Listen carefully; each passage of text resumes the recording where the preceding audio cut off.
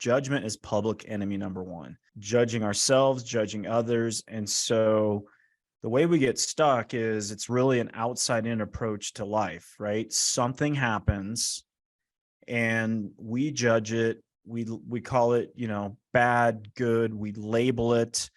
And we go to, this shouldn't be happening. And we play the victim card, which people get offended when I use that word, but really victim is just, my outside world dictates my responses, and I'm blaming the outside for my failure, lack, whatever. And outside in just doesn't work. And so if you're constantly taking your cues and your outside world is dictating your thinking, then you're going to be in this state of resistance. You're listening to Ice Cream with Investors, a podcast that is dedicated to teaching you how to better invest your money so that you can live a more intentional life. I'm your host, Matt Four, and it is my goal to teach and empower you to remove the roadblocks to your financial success. Chris, welcome back to the show. Matt, great to be back. Thanks for having me. Absolutely. Absolutely. So we're going to treat this interview a little bit different because we've already had you on the show and our listeners can roll back and listen to the first one we did. But the reason why we had you as a repeat guest, or first repeat guest, is because you're coming out with a new book by the time this launches called Think and Grow You. And I was super interested when I was reading through the manuscript on having you back on and talking through some of those. So I guess let's just start off why'd you decide to write the book? And then we'll jump into some of the questions I got. Yeah, man. I've great to be back, and I've been an entrepreneur for 23 years, and I don't know if you've ever felt stuck. Have you ever felt stuck before? All the time. Yeah, exactly. So I know what it's like to be stuck, to live in fear, worry, doubt. I also know what it feels like, when you're doing everything possible and nothing changes, right? It's like Bill Murray and Groundhog Day, right? And I was really, really stuck. And I think we talked about it a little bit last time. But it's also, I've coached a lot of people on how to get unstuck. And it's real painful as a coach to watch people get so stuck that they think that quitting is the only way to go. And it feels good temporarily, but then, then they kind of kick the can down the road, and, they feel regret, and that's one of my biggest fears, is ending my life with regret, getting to the end of my life. And so, and I was so close to giving up, and I was so close to quitting, but I made a choice to go all in on my personal growth and development and grow me, because I was the common denominator to all my issues. And so the reason I wrote the book is, I invested 6 figures plus in personal growth and development. I mean, I've spent thousands of hours studying this topic of how we get stuck and how we get unstuck. And so my prayer was, hey, I'll write it and people can get results in a shorter period of time with much less investment, and, have it make an impact for them, because that's what I want to do, man. I want to make a big impact for as many people before I depart the planet, hopefully in several decades from now. Yeah. Well, you mentioned spending over 6 figures on personal development. I mean, it's a concept that might shock some people in terms of the amount of dollar figures there. But overall, the best investment you can make is in yourself. And I would beg to say that every dollar I've spent in personal development has not been wasted. Some have been more successful than others, but they haven't been wasted. So I'm glad that you're kind of sharing that knowledge that you spent over the course of a couple decades here. Yeah, no, it's, I mean, the returns are astronomical, and yeah, it is the best investment you can make. No doubt.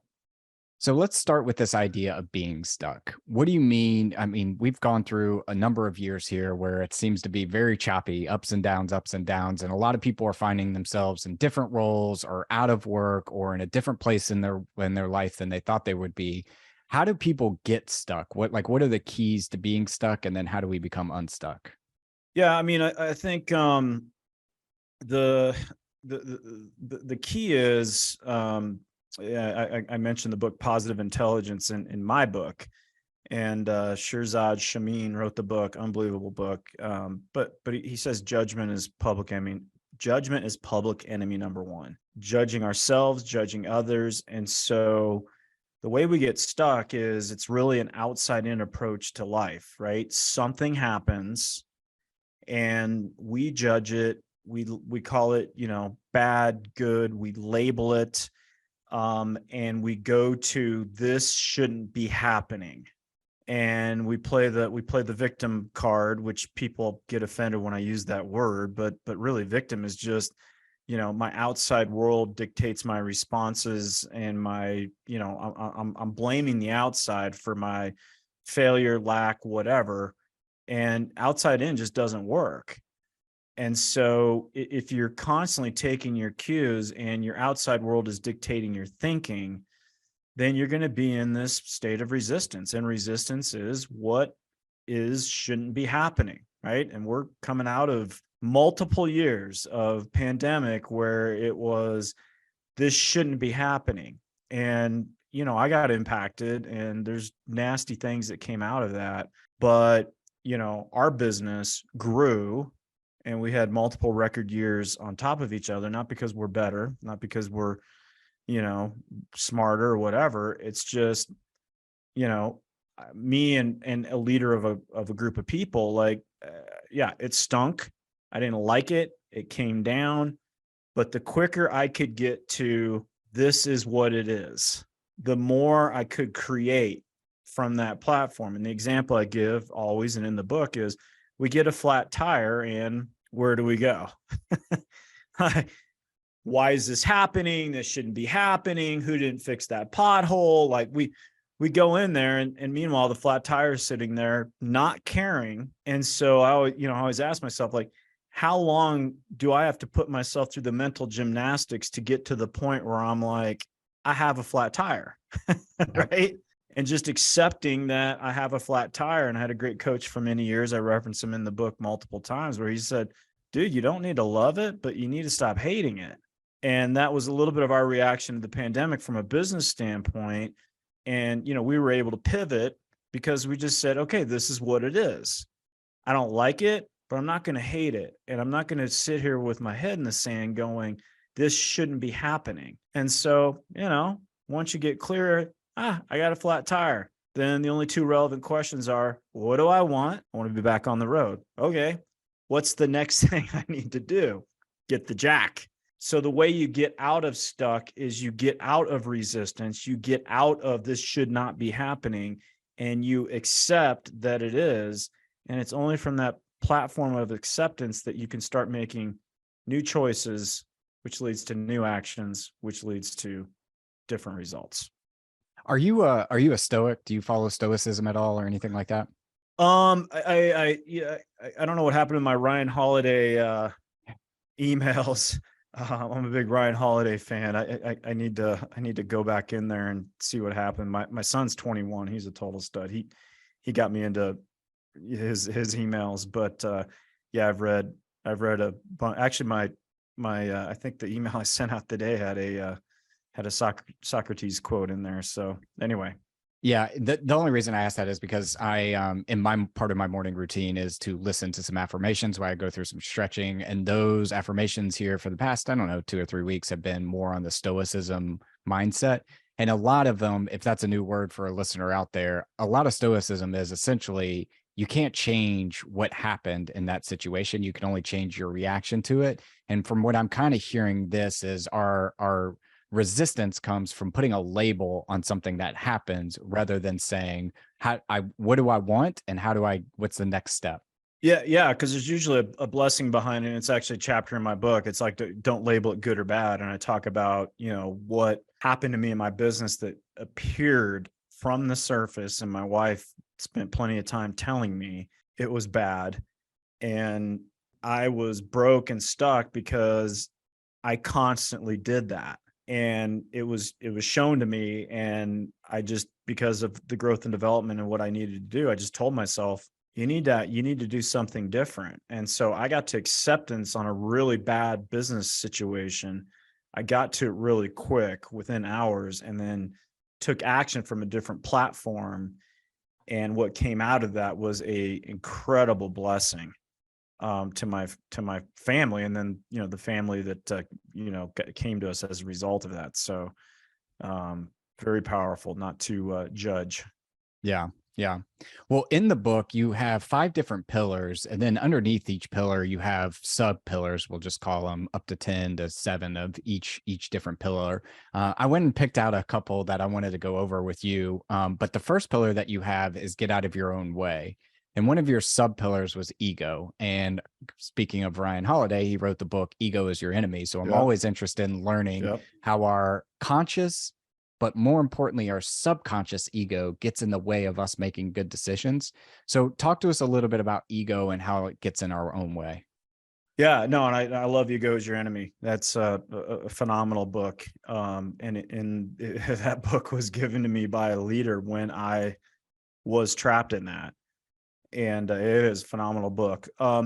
Yeah, I mean, I think a lot of people say, ego's good, ego's bad. Once again, labeling, ego, you do need it. It's, I'm in Colorado driving down I-25. It's good that my ego is aware that when the semi's, coming over into my lane, it's going to wake me up. Right. But ego's, it's out chasing the saber-toothed tigers and, survival.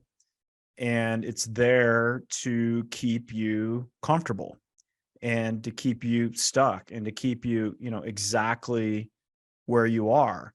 And one of my favorite quotes, and I actually start the book with it, from Jeff Shore, is a life spent seeking comfort results in an entirely uncomfortable existence.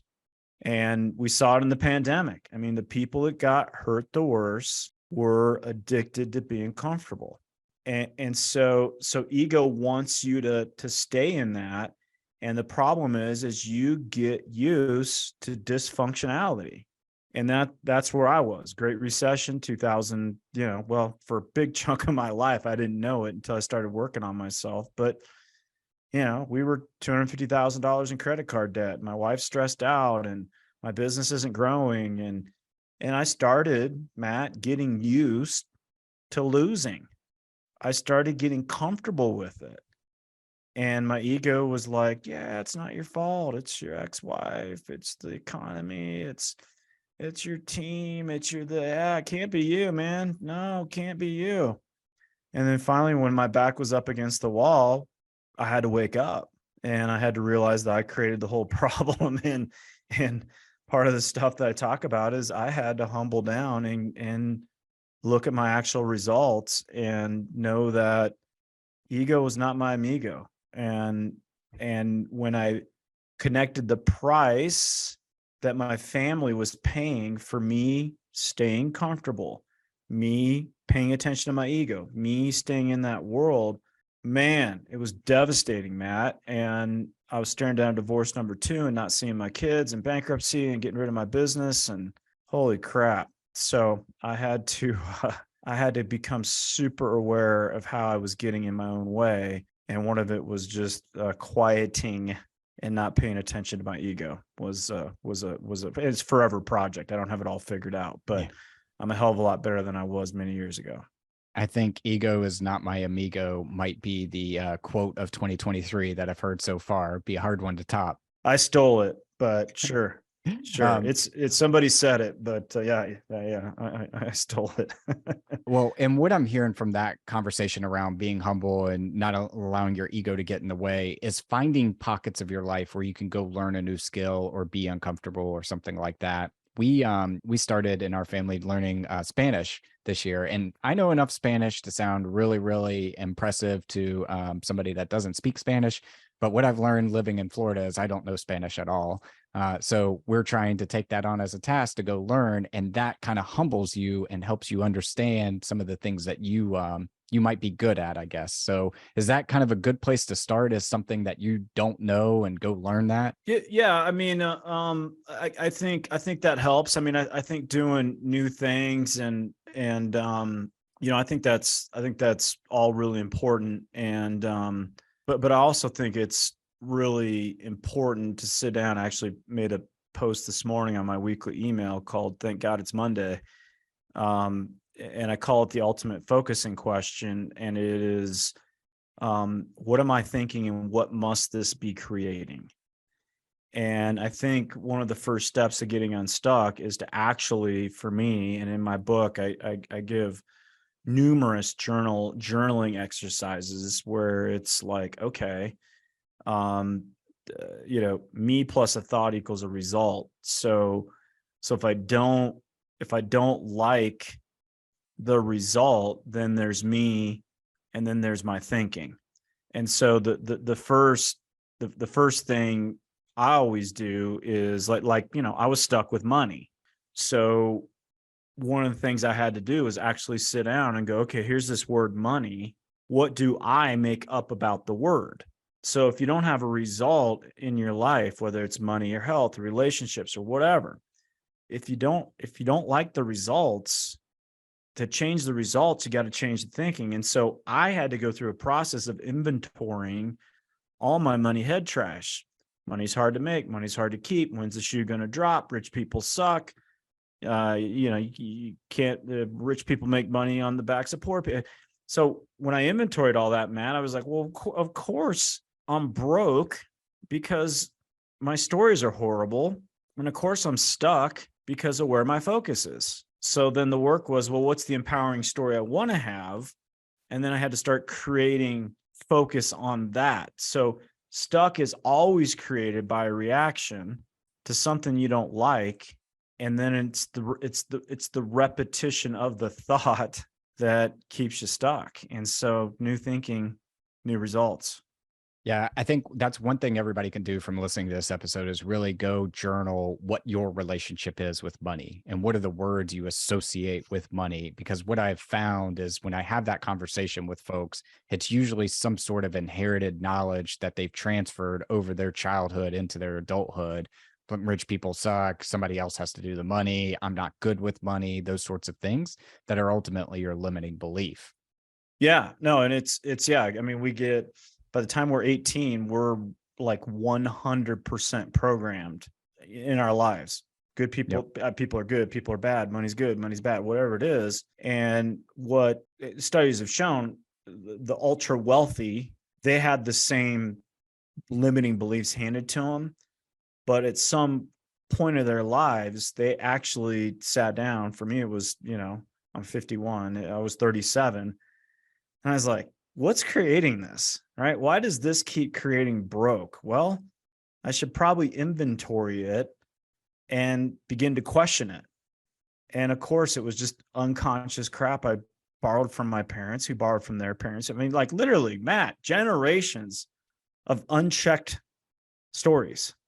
And then I took a time out and questioned the validation of them, and then did the work to change. And now my 21-year-old, 18-year-old, I mean, they have none of that.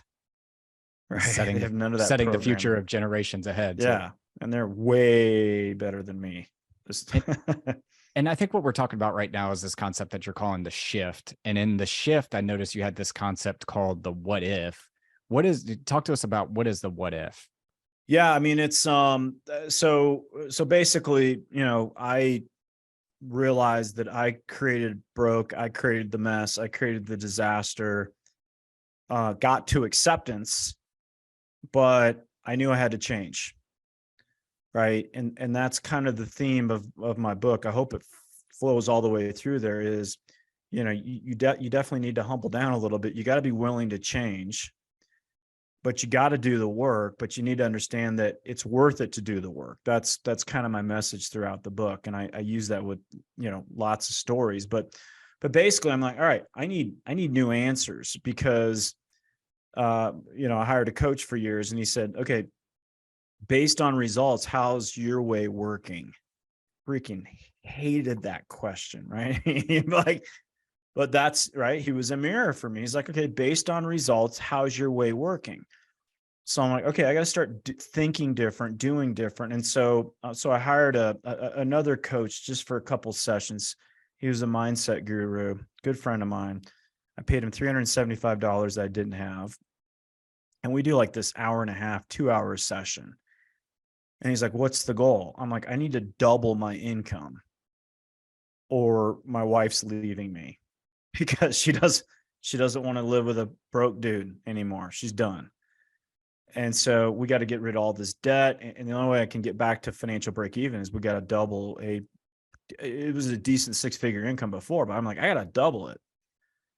So he would ask me questions, and then he would like do this Yoda thing. Like he'd close his eyes and breathe deep. And I'm sitting there, man, I call myself a recovered CPA. Right. And I'm like, what is this crap? Right. And I'm looking for the strategy. I'm looking for the how-tos. I'm looking for, right. We're programmed that way.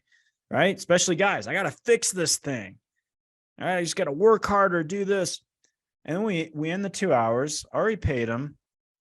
And he's like, okay, so what's the amount you need to make again? I'm like, oh, it's this amount. He's like, all right, so just say, what if you make that amount like hundreds, if not thousands of times a day? Just go around. What if I do this? What if I make this? What if I make this? What if I'm financially independent? What if my net worth is this? What if, dude, and I was shocked. I'm like, what? You're a freaking fraud. Like I just paid you $375 that I didn't have. And that's what you came up with? He's like, how's your way working? And he's like, it's so simple. You probably won't even do it because you're looking for some complexity. And that's why you're broke. I'm like, all right, man, I'm in. What else? So it was, what if I cash flow this? What if I cash flow this? And he explained it. Your subconscious mind can't fight a what if statement, right? So if I say I'm a billionaire, my subconscious like, no, you're not. But if I say, what if I am, or whatever it is, it can't. He's like, you say it over and over again. Then what happens is your subconscious is so powerful, but ideas have to be consistently and repetitively handed over to it through statements with emotion and feeling, through images and visualization of a feeling. And then eventually that door will open and your subconscious will accept the idea as true. And then watch out. And I talk a lot about it in the book. Then watch out. You're aligned. It's called an internal mastermind. Your conscious, your subconscious agree. He's like, so eventually your subconscious will accept it and then it will happen. And so that's what I did. And I what ifed all the time. And then I started, there's a great story in the chapter called Be a Spark, where I taught somebody the concept, and he was, his life was a mess and his wife was going to leave him. And we were pretty similar situation. And he started what ifing, and he 5 times his income, and he saved his marriage. And it's crazy. I see him. He shares a story in the book. I just saw him Monday. He did some training for my guys, and he's like, oh, dude, you saved my life. Saved his life with a what if concept. Crazy. Yeah. And I know that sounds kind of fluffy for a retired CPA, or I work with a lot of engineers who might be engineers in more analytical moments. But I do absolutely believe that the world is a mirror, and what you're seeing in the world is what your subconscious is stating to you, and that you find what you're looking for. And I think that's where a lot of people miss in life, is that they don't know what they're looking for. So the world dictates what they should be looking for. Whereas if you know what you're looking for, you're more likely to see that, such as the red Jeep that you just bought. Now everybody's driving a red Jeep sort of thing. Yeah, well, and once again, like these concepts, I mean, the stuff I teach in the book, and it's basically, it's, me throwing myself under the bus, the whole book of like, this is what I was taught. And we were taught left brain concepts, and intellect wins the day, and smartest guys win. And, all this stuff that we were programmed as kids. And it worked in corporate America for me. But as I stepped out in the entrepreneurial world, it wasn't working, and my way wasn't working. And so, and it's not about, my way versus your way or all that. I just tell people, like if you like the results, keep on doing it.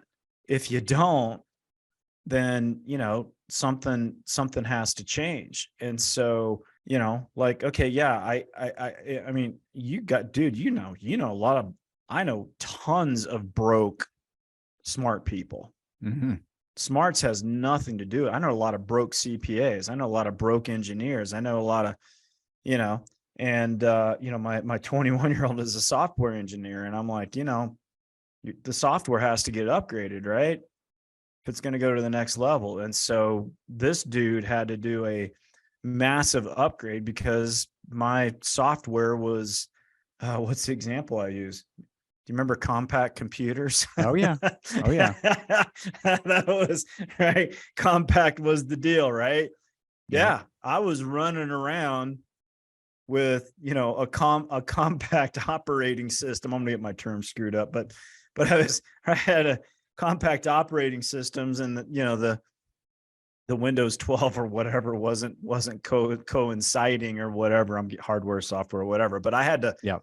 I had to upgrade, Yep. and I had to upgrade my thinking if I want to get a better life.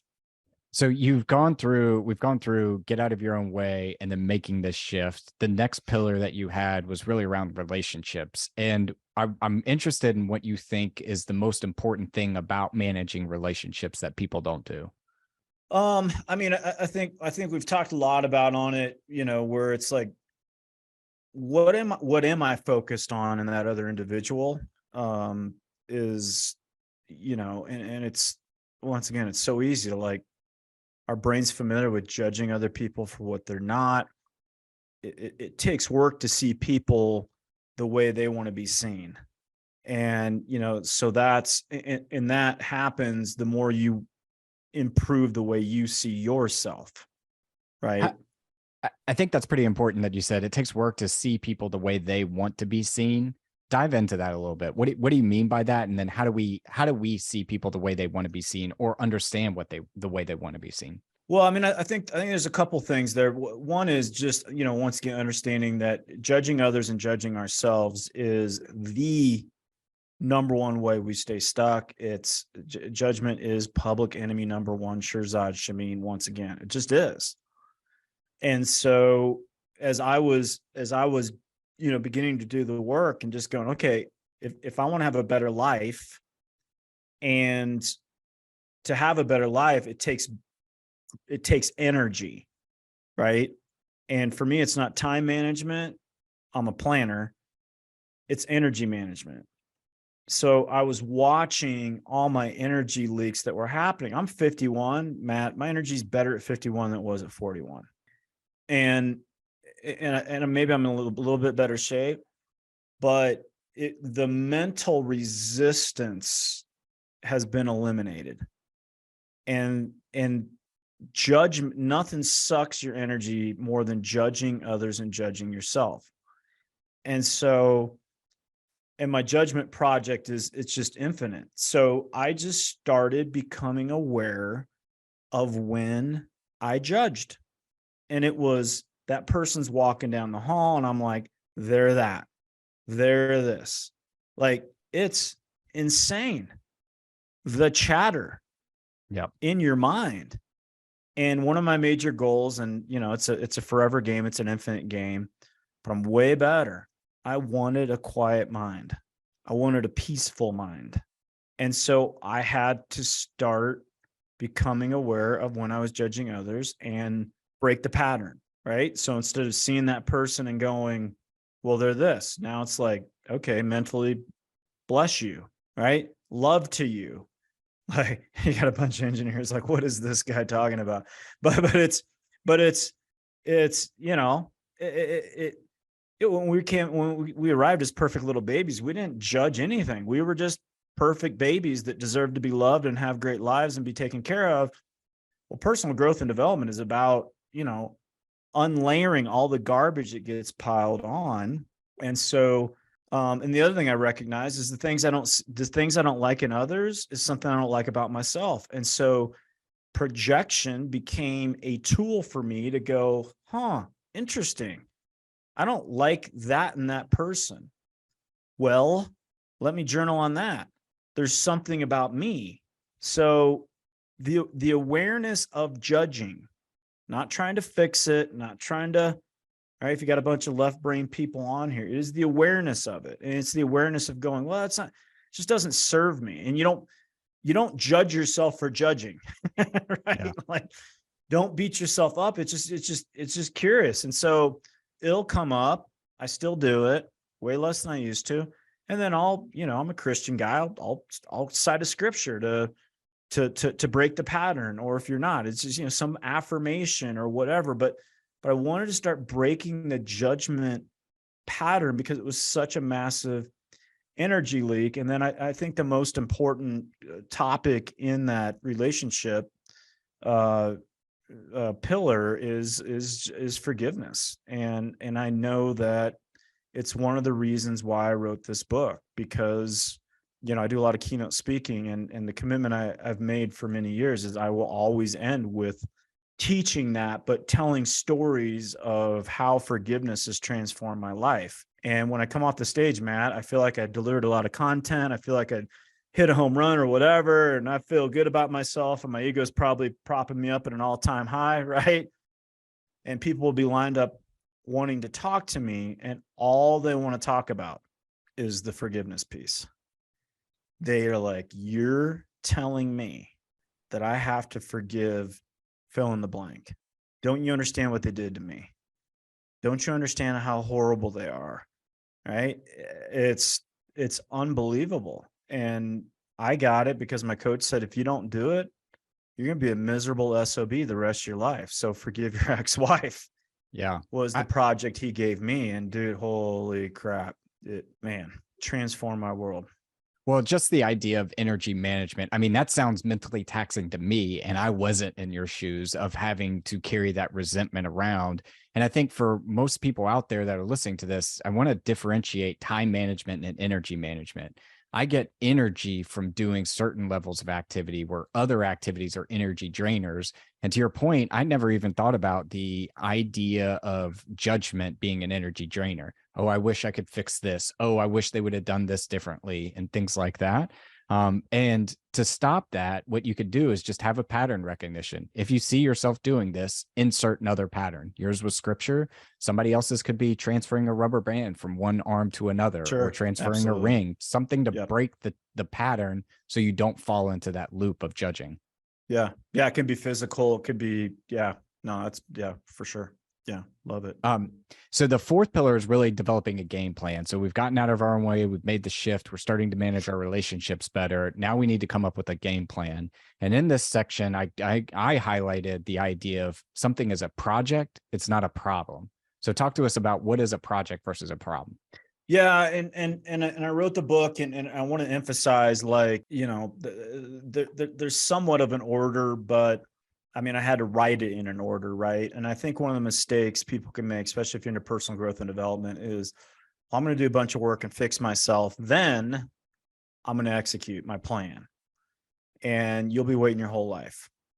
And so, if I had to maybe do it in a different order, but I had to do it in the order I did, just because of the way the story plays out. But, it's the awareness that you're in your own way, and it's you must shift. But part of shifting is, what do I really, really want, and why?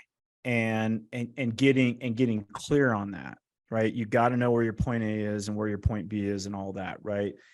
And you got to pull up anchor and leave dock, whether you're ready or not, right? Because the captain's going to say, captain of a sailboat's going to be like, okay, here's our A to B, but we need to get focused on our first waypoint of, many waypoints, and there's wind, and we need to adjust the sails and all that. So part of it is, yeah, you're stuck. I was stuck. You needed to shift, but my back was so far against the wall that I had to take action whether I was ready or not. Right. And clarity only comes from action, right? That you got to leave the dock and adjust the sails. You couldn't map it out. So that's important. But my coach said, when we're using money, but he said, you don't have a money problem, you have a money project. And and that came out of Spiritual Economics, Eric Butterworth, phenomenal book. But we view problems as, oh my God, only a miracle can save me. Like we play victim when we're in problems, but projects are different. We're going to do the work. We're going to face obstacles, but you know what? The problem might not ever get solved. The project will get finished. It's just a total mentality shift. We just view problems and projects totally different. And so when you say you don't have a money problem, you have a money project.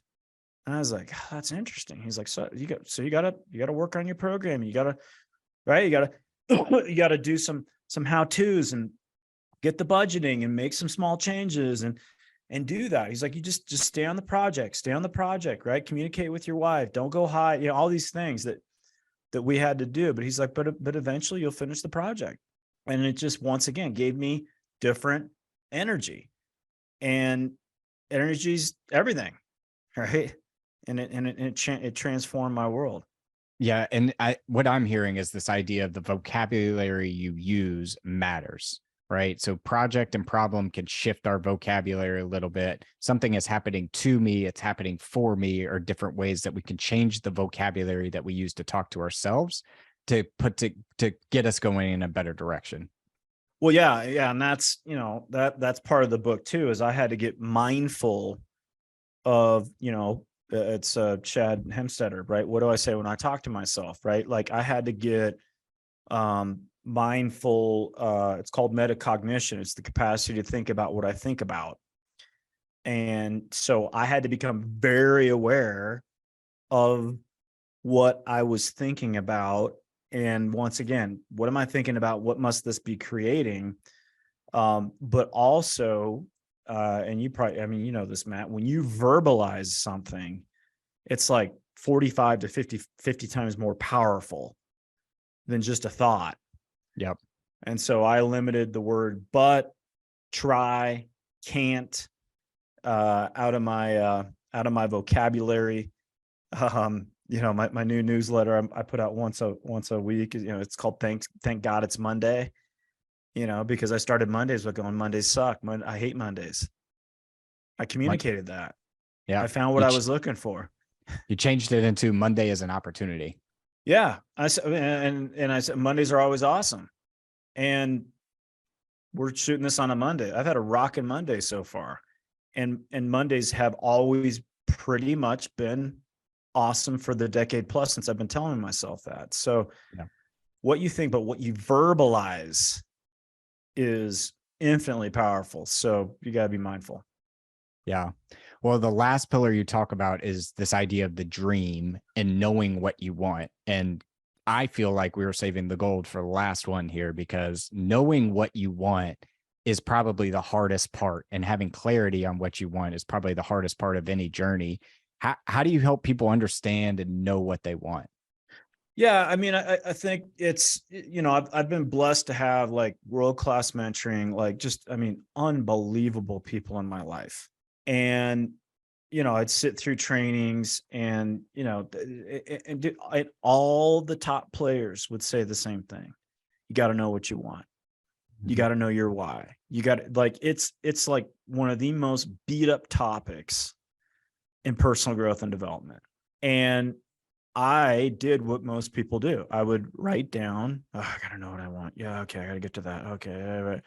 I'd write notes, and then I'd close my notebook and then go back out in crazy busy world and get woo busy. And I'd sit back in a training and I get the same. Hey, no, you got to know God, note to myself. And then I was fortunate to be in a training in New York with top leaders of our company. And we were talking about, our business systems and the business how-tos and all these things. And one of the main speakers showed up late. He walks in and I look in the back of the room and he's just shaking his head. His arms are crossed because we're talking about the sausage making, Matt. We're talking about the how-tos of it all. And then he stepped up and he interrupted the meeting. He's like, "What are you talking about? Why are you wasting time talking about this?" He's like, "Your challenge is," he's speaking to 50 of us, "you don't know what you want and you don't know why you want it." And he's like, "Since I've been here in this company, I've always known it. I've always known why. I could articulate it in under 45 seconds with absolute conviction that's going to happen. And it's why I'm crushing you." And he is. All right. I mean, I'm in an entrepreneurial business. He's killing it. And my wife was with me. I'm like, okay, done. So we went up to our hotel room and we scheduled the time And I'm like, we're not leaving until we're clear on what we want. And then we spent an hour going, why? So we set a financial goal. And I said, why? Why does that matter? Why? And it all came back to everything we do in life. We want to obtain a feeling. We wanted financial relief. That is what we wanted, like oxygen. But it took an hour or so, Matt, to realize that. And then we got clear. So now we had the goal, which was the Ferrari of a certain net worth that we wanted to hit. But the gas for the Ferrari were the reasons, right? Don't want to fight with my wife, ever getting around money. I want to see my kids who live, I'm in Colorado, they're in Atlanta. I want to see them whenever I want. I want to teach this stuff. I want to impact people. It's always tied back to people. It's never stuff. But we had a material goal we're going for, but it was the reasons and the people are going to get blessed in the process is the juice, which is why I wrote the book and have lost zero enthusiasm on this project over the last 15 months. So basically what I'm hearing is knowing what you want and then just keep asking yourself why until you get to the answer. Yeah. And most often people, they don't want to step up because they want to stay in comfort. They don't want to say what they want because they don't want to be held accountable to it. Yep. So it's a cop out. It's I don't know why. No, BS. You know why? Well, I don't know why. Okay. Write down everything that you don't want because that's where you focus. That's where I tell people, I'm like, you know plenty what you don't want. So let's write down that list. And they write it down. I don't want to be broke. I don't want to do this. I want to do that. Okay, let's write the opposite that's more empowering. And let's get clear and get your reasons. But yeah, I don't know what I want. I don't know why. Total freaking cop out.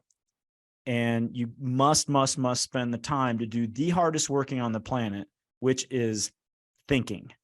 Mm-hmm. Pad of paper, pen, your ego will jack with you for 10 or 15 minutes. But once it starts flowing, brother, you know it, right? You start entering that subconscious. That's a reservoir of gold. And amazing things can come out of you when you actually schedule the time to think. Yeah, you're most deadly when you sit in a room uninterrupted with a pen and paper. That's when you'll really find out what you really want and why you want it. Amen. Love it. Well, Chris, I always love having you on the show. You're our first repeat guest because you bring so much value and you help me really think about my subconscious as we're having these conversations. I've taken a bunch of notes on some things that I want to go ask myself. If our listeners, though, wanted to reach out to you and learn more about you or get a copy of Think and Grow You, where's the best place we could point them? Yeah. So we got my website, chrisfelton.me. Is where you'll find the book. Pre-sales start February 1st. So we got a pre-sale period that's about 6 or 7 weeks long. And with that, they get a bunch of cool bonuses. They'll get the PDF version of the book, as well as some other cool things, cool gifts, bundle package of bonuses there. And then they'll get on my weekly distribution list of just value I'm throwing out, just stuff that helps me. I already got like the next 30 concepts written out. Super excited to share that. That's just different stuff that's not necessarily in the book. And then my launch is March 25th. And so that's when the books will be ready to roll. And if you're in Denver, Colorado, my launch is noon to 4 on March 25th in the Denver Tech Center area. But you'll get the details from my email. But yeah, that's how you track it down. Awesome. Well, thank God it's Monday, and thank you for coming on the show, Chris. Yeah, brother. Thanks for having me. Thank you for listening to Ice Cream with Investors. If you like what we serve you here, it would mean the world to me if you would like, subscribe, and leave a review on your favorite podcast app.